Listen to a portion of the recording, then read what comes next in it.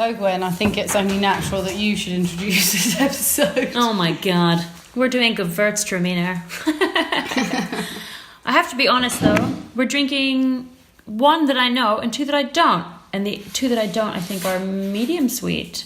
Okay, why do you think that, Gwen? Because we Googled them. I'm curious about them because I think they're maybe more classic Gewürztraminer. So I think Gewürztraminer, we've talked about it on a few episodes before already, obviously being one of your favourite grape varieties. So what do we expect from Gewürztraminer? Big. So Gewürztraminer obviously produces very aromatic wines. So absolutely. The typical Gewürztraminer smells, which are going to be, you say lychees, I say lychee. Rose petals. Tomato. Rose petals, yeah, it has a very heady perfume, quite intense, it's exotic and perfumed. I always think of Turkish delight, and then I'm travelling through to maybe Thailand. Actually, now I'm having this, I wonder whether Gewürztraminer's heyday has anything to do with this sort of smell profile, that what was popular and what was in fashion. I mean, when it could was Gewürztraminer last in fashion? I mean, probably before I was born. Yeah, I was going to say probably in our grandparents' time. You know, maybe. I don't know. Yeah. I mean, I can totally see this as a roaring 20s, 1930s smelling. Yes, I think you're painting the nicer the better, the prettier side of I think of Art Deco. Yeah. I think of, this sort of days gone by. Yeah. Marilyn Monroe, she'd be drinking Gewürztraminer, or maybe she would earlier. smell like Gewürztraminer. Fedebara, like maybe, some femme fatales of years gone by. It does have a smell of nostalgia because it's quite musky, and I think also the thing that, I guess the reason why I'm always slightly critical, say slightly, being optimistic with that word, is because obviously the tendency for Gewürztraminer to be very flabby. It's a grape variety that, unless it's really picked early and at the right time, it can very quickly become a wine or produce a wine that is very low in acidity, very high in alcohol, very aromatic. So even from a food point of view, it's quite difficult sometimes to pair with it, because it's kind of the opposite of what we look for when we're pairing wines. We're looking for wines that have really good acidity, that, especially today, everybody's focusing on lower alcohol wines. This could not be more out of trend than it is today in some ways. That's why I'm kind of glad today that we're doing one drier style and a couple of medium sweet, because maybe this is a great intro to Gewürztraminer to sort of lay the groundwork. All right, we're putting the foundations down today. Part two. For part 2 and part 3. Because I think these might be an example of maybe what it was, and I think there are some great examples of what it can be and what it will be in the future. The other thing to point on as well, obviously, because this struggle that a lot of winemakers have between acidity level and alcohol level and balance in the wines, because they very quickly become unbalanced with Gewürztraminer, is obviously that it's a little bit sometimes the same thing we see in Riesling, and I'm not in any way saying Gewürztraminer is the same grape as Riesling at all, but in terms of this decision of sugar, residual sugar and acidity, because we want to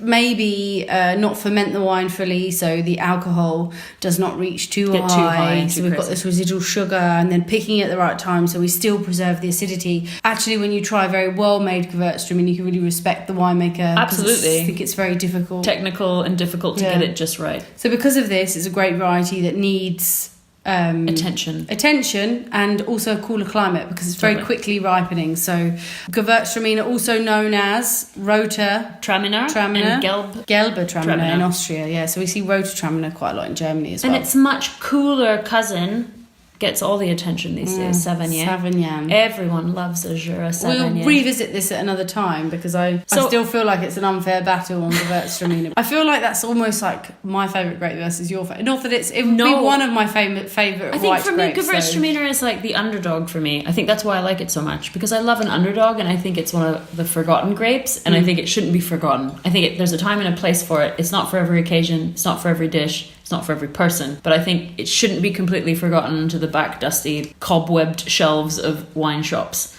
That's why you're buying more than the average person, to get that average bottle spend up on Gewürztraminer. But I also like to just try things, so it's nice to just try different Gewürztraminers and see where they fit into my repertoire of pairing stuff with food or being able to enjoy it with friends. And I think there is a time and a place for everything, no matter how odd or how like potentially in the wrong moment can be awful or sickening or too sweet or too whatever, in the right moment can shine. So like, where can we make Gewürztraminer shine today? I totally get that. We've got a nice lineup of wines, and particularly the first wine that we've already got in our glasses. So from Hummel, Villányi Tramini, Gewürztraminer 2015. Villányi, I'm probably completely bastardising this. So this is, I'm assuming this is the area. That's what we both came in terms of. And then Tramini maybe being the local word for Gewürztraminer. Right. We've had Hummel on before, the rosé, which unfortunately got really... It was a proper roast of that wine. Yeah.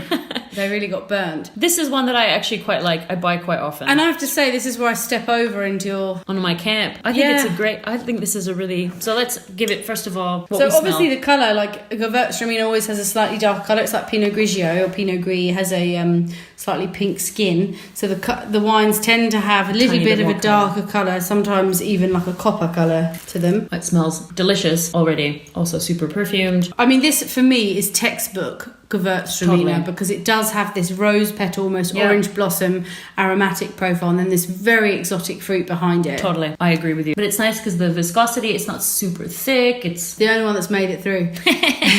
It's this lovely freshness actually to the wine. Yeah. The wine is very balanced, even though it is slightly oily. Yes. And very aromatic. Totally. You have this almost like mineral freshness. So I actually really respect Hummel for this wine because I think it's a really well-made wine.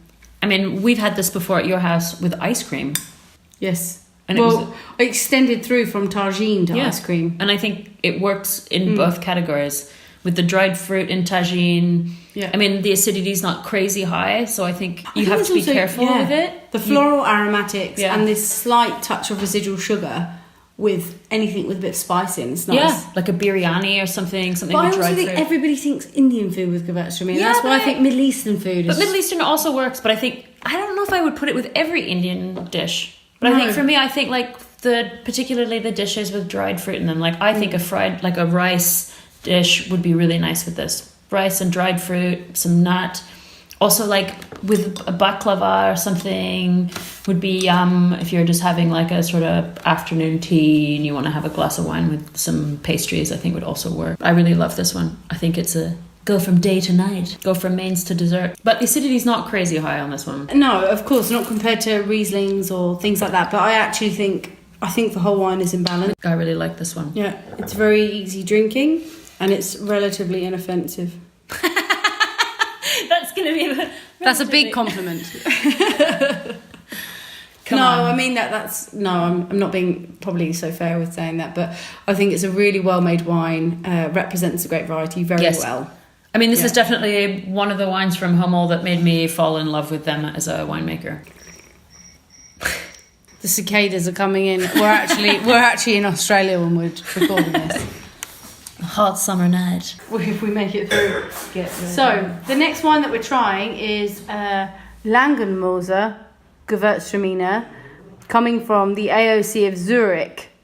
And the smaller area is called Truttikon, which very much looks like Fruiticon on the label. The bloody text looks, whatever typeface they 2015, I should say, sorry. Not a problem. Yeah. Whoever's done the typeface for this has made the T look like an F attached to the R. It's very nice, confusing. Very much like the Shire from The Hobbit, isn't it? It's very sweet. It's very endearing. I bought it in Zurich because, you can't really get, I reckon you probably cannot get Zurich wines so much outside of Zurich. I bought it because a friend of mine that I was going to go eat dinner with, he said he was going to make Middle Eastern lamb. So it's one of the reasons I bought it, because we were going to do Eastern food, lamb, snacks, and I bought it and he ended up switching last minute, so I kept it, brought it home. Okay. And I think he also turned his nose up a tiny bit at the idea of me bringing a Gewürztraminer. Sounds shocking, Gwen. Who would do that? I know, so shocked. But anyway, I'm glad we have it now because... It's interesting the nose because obviously 2015 it's 3 years of age. Yeah. So when we're smelling it, it's not necessarily an old wine, but it's starting to show a little bit of development there. It's like candied orange, like candied fruit. But it's got this waxy and beeswax, honeyed, and this slight savoury, there's a little earthy bit coming along in the background. I don't want to say mushroomy, but it's on the way to starting to be more earthy. And I think as well, I mean, I haven't tried any super old Gewürztraminer. Obviously they age, but Maybe not in the same way other whites ate. For me, this has almost like an enoki mushroom. Yeah. Like the little tiny guys, right? Yeah. The little tiny guys indeed. You know those enoki mushrooms, those little tiny guys. Hashtag those little tiny guys. But it definitely, for me, I mean, this got a little Christmassy. Come on, it's got a Christmas vibe. Well, I associate Turkish delight with Christmas because for some reason that was the only time my family seemed to buy it. When I taste it on the palate, you get this smokiness coming through. Yes. You know what? Which you see in Riesling sometimes as well. This would be really good also with blue cheese. Like, even with Stilton and I think that sort of mustiness at the end. Gorgonzola dolce. So it's like not too blue, but it's a bit sweet at the same time. You know, like it's very easy to just go, Asian food. It works really well because like Thai food, so aromatic. Yeah. But I don't think this one screams Asian to me.